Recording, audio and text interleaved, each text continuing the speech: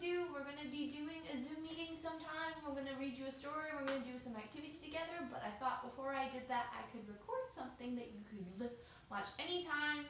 Anybody can do this anytime. You can even rewatch it. But because we were reading a book together, we were reading The Lion, the Witch, and the Wardrobe at the end of the day, and I realized, well, because of this, we're not going back to school. I will not be able to finish that story with you. So I thought I could record me reading the story where we picked up last we left off, and you could watch this at home. And yeah, quick little thing. That right there, this right here, is Peter's shield. Remember what he got from Father Christmas? That's his shield in the movie. That's what it looks like. Miss Jones also has his sword, but I'm not going to show that right now. I might just show that next time. But I have his shield. All right, so I have our story, The Lion, the Witch, and the Wardrobe. I'm going to move the camera just a little closer because I don't like how far away it is. Okay, so I have this. This is a movie one. You've got all the people on it. You've got Susan, Edmund, Peter, and Lucy by the lamppost. And there's the witch's castle on the background. Now you're maybe wondering, where's Aslan?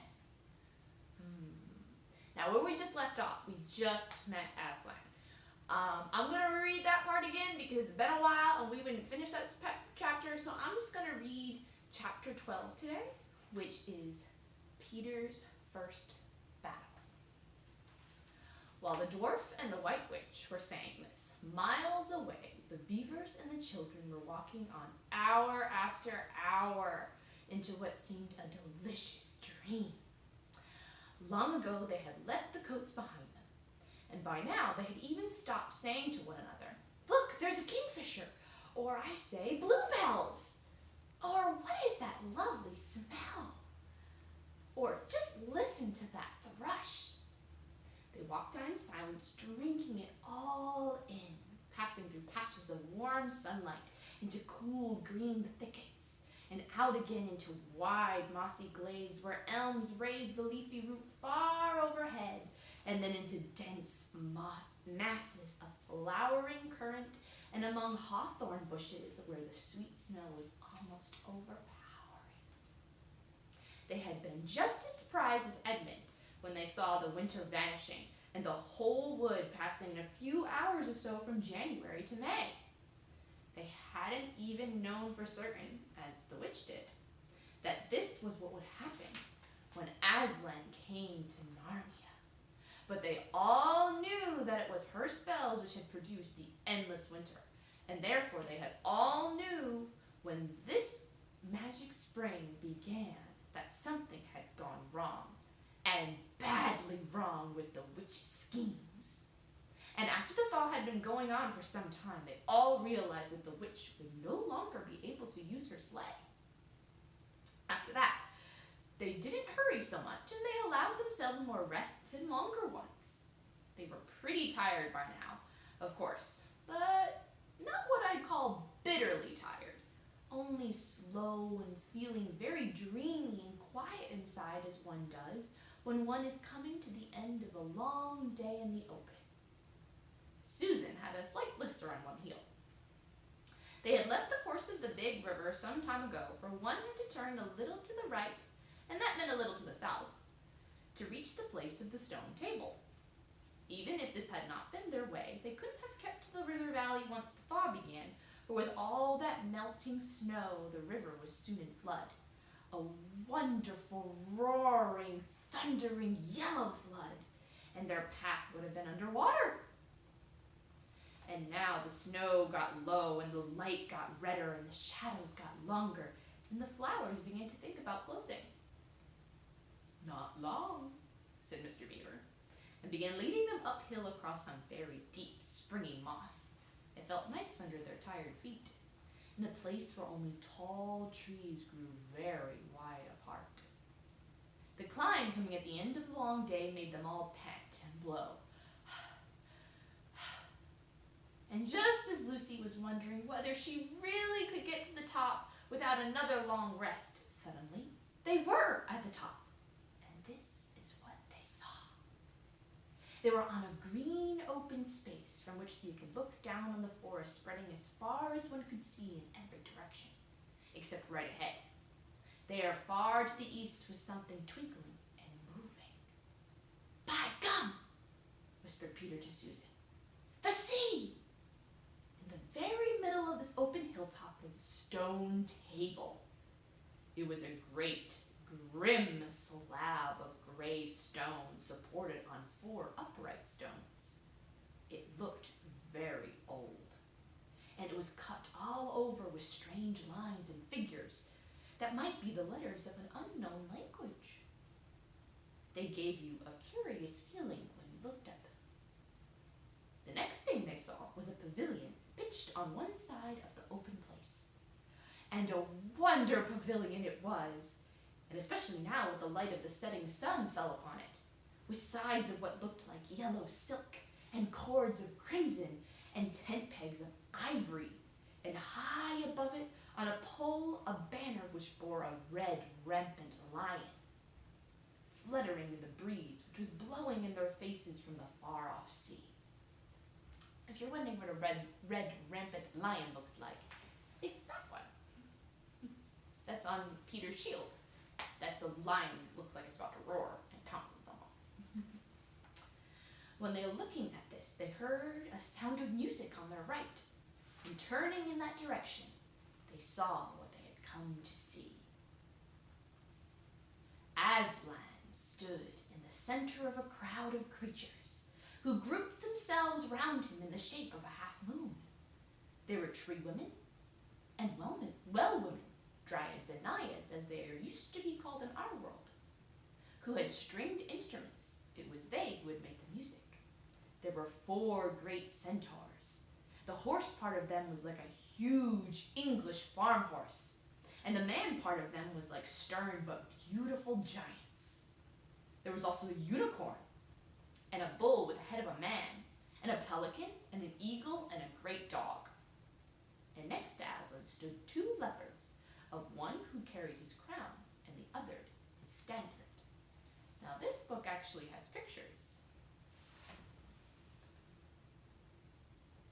so you can see all the different creatures that are around Aslan.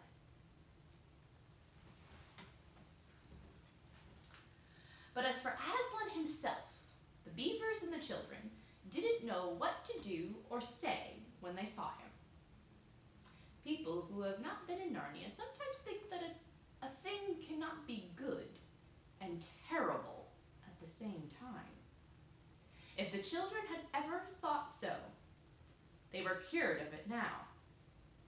For when they tried to look into Aslan's face, they just caught a glimpse of the golden mane and the great, royal, solemn, overwhelming eyes.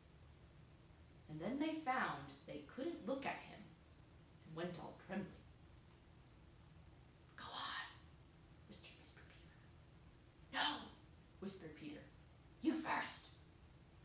"No, sons of Adams before animals," whispered Mr. Beaver back again. "Susan," whispered Peter, "what about you? Ladies first." "No, you're the eldest," whispered Susan. And of course, the longer they went on doing this, the more awkward they felt. But at last, Peter realized that it was up to him. He drew his sword and raised it in the salute, and hastily saying to the others, "Come on, pull yourselves together," he advanced to the lion and said, "We have come, Aslan." "Welcome, Peter, son of Adam," said Aslan. "Welcome, Susan and Lucy, daughters of Eve. Welcome, he-beaver and she-beaver." His voice was deep and rich, and somehow took the fidgets out of them. They now felt glad and quiet, and it didn't seem awkward to them to stand and say nothing. "But where is the 4th?" asked Aslan. "He has tried to betray them "Enjoying the White Witch, O Aslan," said Mr. Beaver. And then something made Peter say, "That was partly my fault, Aslan. I was angry with him, and I think that helped him to go wrong." And Aslan said nothing either to excuse Peter or to blame him, but merely stood looking at him with his great unchanging eyes. And it seemed to all of them that there was nothing to be said. "Please, Aslan," said Lucy, "can anything be done to save Edmund?" "All shall be done," said Aslan, "but it may be harder than you think." And then he was silent for some time. Up to that moment, Lucy had been thinking how royal and strong and peaceful his face looked. Now it suddenly came into her head that he looked sad as well. But next minute that expression was quite gone. The lion shook his mane and clapped his paws together. Terrible paws, thought Lucy, if he didn't know how to velvet them. Said, "Meanwhile, let the feast be prepared. Ladies, take these daughters of Eve to the pavilion and minister to them." When the girls had gone, Aslan laid his paw, and though it was velveted, it was very heavy, on Peter's shoulder, and said, "Come, son of Adam, and I will show you a far-off sight of the castle where you are to be king." And Peter, with his sword still drawn in his hand, went with the lion to the eastern edge of the hilltop, and there a beautiful sight met their eyes. The sun was setting behind their backs. That meant that the whole country below them lay in the evening light, forest and hills and valleys, and winding like a silver snake, the lower part of the great river. And beyond all this, miles away, was the sea, and beyond the sea, the sky, full of clouds which were just beginning to turn rose-color with all the reflection of the sunset. But just where the land of the Narnia met the sea, in fact at the mouth of the great river, there was something on a little hill shining. It was shining because it was a castle, and of course the sunlight was reflected from all the windows which looked toward Peter in the sunset. But to Peter it looked like a great star resting on the seashore. "That, O man," said Aslan, "is Cair Paravel of the Four Thrones, in one of which you must sit as king. I show it to you because you are the firstborn, and you will be high king over all the rest."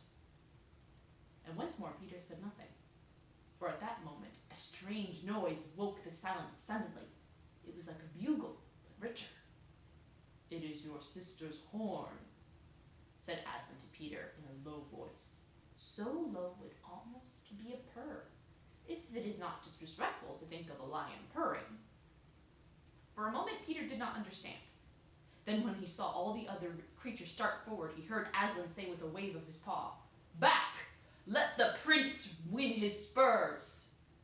He did understand, and set off running as hard as he could to the pavilion, and there he saw a dreadful sight.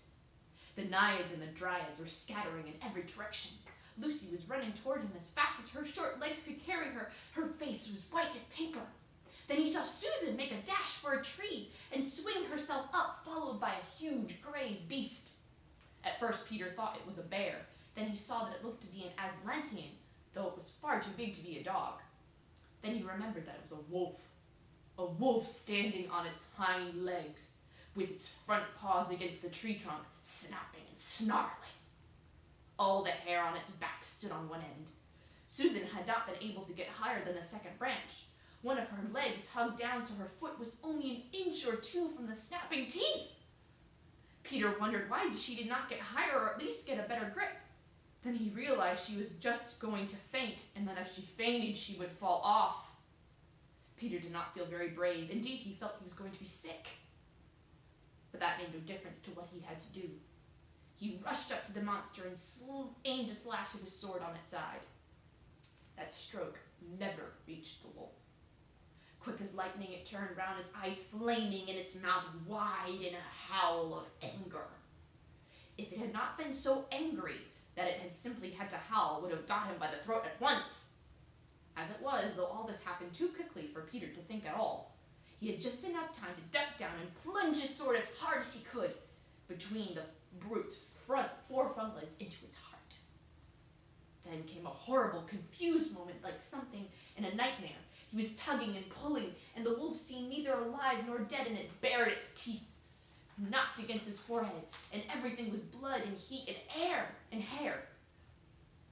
A moment later, he found that the monster lay dead, and he drew his sword out of it, and was straightening his back and rubbing the sweat off his face and out of his eyes. He felt tired all over. Then after a bit, Susan came down the tree. She and Peter felt pretty shaky when they met, and I won't say there wasn't kissing and crying on both sides. But in Narnia, no one thinks any the worst of you for that. "Quick! Quick!" shouted the voice of Aslan. "Centaurs! Eagles! I see another wolf in the thicket! There, behind you! He has just turned away. After him, all of you! He will be going to his mistress. Now is your chance to find the witch and rescue the fourth son of Adam!" And instantly, with a thunder of hooves and beating of wings, a dozen or so of the swiftest creatures disappeared into the gathering darkness. Peter, still out of breath, turned and saw Aslan close at hand. "You have forgotten to clean your sword," said Aslan. It was true. Peter blushed when he looked at the bright blade and saw it all smeared with the wolf's hair and blood. He stooped down and wiped it clean on the grass, and then wiped it quite dry on his coat. "Hand it to me and kneel, son of Adam," said Aslan.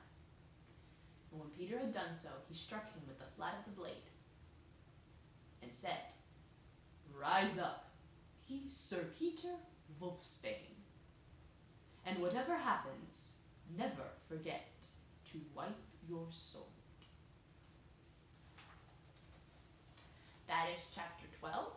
I will send another video sometime. I'll be reading chapter 13, and I hope you guys enjoy this, and I can't wait to meet with you guys. I will be sending another message that we'll be doing some book reading together and have a meeting sometime this week.